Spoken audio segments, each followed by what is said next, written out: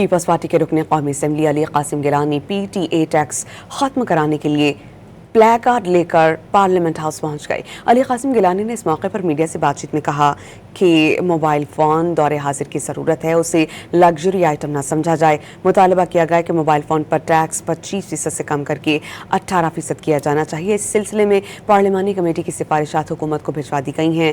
Budget اجلاس میں mobile phone tax میں کمی کی توقع ہے۔ یہ ٹیکس کے لیے میں اپنے جو کولیگز ہیں ان کو تھوڑا سا باور کرانا چاہتا ہوں کہ یہ عوام کا مسئلہ ہے اور آپ مہربانی کریں حکومت کو یہ احساس دلائیں کہ موبائل فون جو ہیں جو ابھی اتنے سارے موبائل فون میرے سامنے آپ نے اٹھائے ہوئے ہیں، کیا یہ لگژری ہے؟ یہ آپ کی ضرورت ہے، آپ کا کام چلتا ہے اس سے، تو میں ان کو یہ باور کرانا چاہتا ہوں کہ یہ موبائل فون خودارہ لگژری آئٹم میں کنسیڈر نہ کریں اور بجٹ سیشن میں اس کو آپ لگژری سے نکال کے اسینشیل آئٹم میں رکھیں۔ اس کا ٹیکس 25% جو ہے اس سے ہٹا کر اس کو 18% پہ کیا۔